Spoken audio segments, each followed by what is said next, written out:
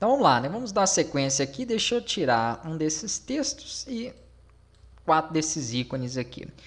Eu quero que esse ícone fique posicionado à direita. Então eu posso fazer o seguinte: na linha aqui dentro de row, vamos colocar um main. Nós temos aqui esse axis alignment. Vamos dar um duplo clique nele. Vamos colocar o main novamente aqui. Ó, e vamos escolher um que é o space between. E o que ele vai fazer é abrir o máximo de espaço possível entre os itens da linha, que é a do componente na qual eu estou colocando. Quantos itens eu tenho ali? 2. Né? De um lado eu tenho o texto e do outro eu tenho o ícone. Então o space between ele faz isso aqui. Ó. Vamos rodar aqui por enquanto.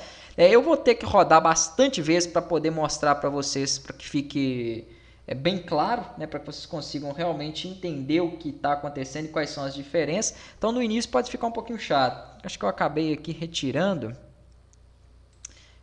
Deve ter perdido a conexão. Mas ele vai conectar aqui. Pode ter sido o cabo USB, né, que acabou desconectando ali. Mas enquanto ele não volta, vamos lá.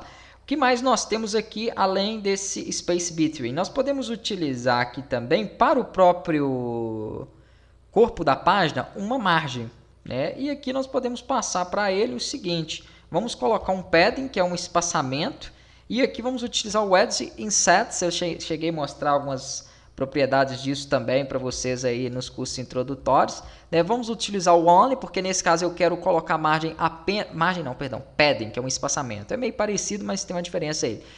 Quando eu coloco o ponto Only é porque eu quero definir quais são os locais que eu quero passar. Tá? Aqui em cima ele me mostra a esquerda, topo, direita e parte inferior. Essa é a ordem. Então vamos lá. Esquerda, left, vou dar aqui 2 pontos. Vamos colocar mais ou menos 20. Pronto, vírgula. Aí vem qual próximo? Aí que no caso aqui ele vai querer saber, né, o que eu colocaria no topo. Mas eu tenho que seguir isso. E se eu não quiser para todos, se eu quiser só dos lados? Não tem problema. Você coloca aqui o right e define qual vai ser a proporção. Beleza? Então vou colocar 20 em cada um dos dois lados. Quando ele atualizar, você vai ver que ele não vai estar tão colado na parte...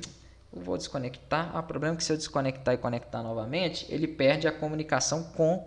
mas vai ter que ser. Não tem problema não. Ele não está querendo conectar aqui, então vou ter que fazer isso. Ele vai perder a comunicação aqui, ó. Eu vou ter que rodar novamente, beleza? Isso aí porque foi um descuido meu aqui. Eu acabei, para mexer nas configurações lá de tirar...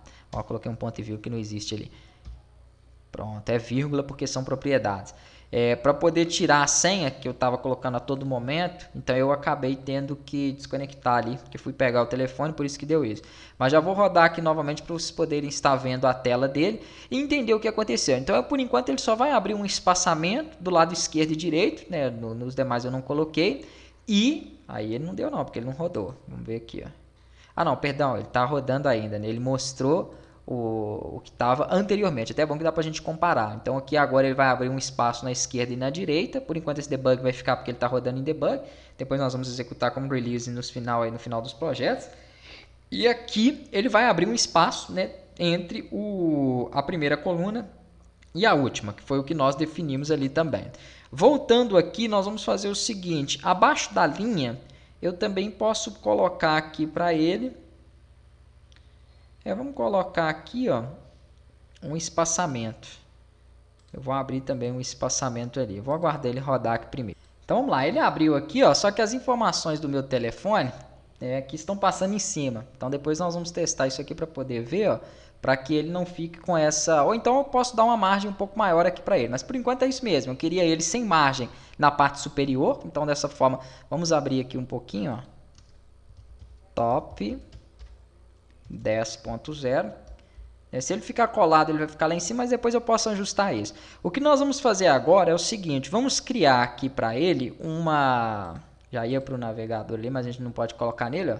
Ainda ficou pouco, então 20.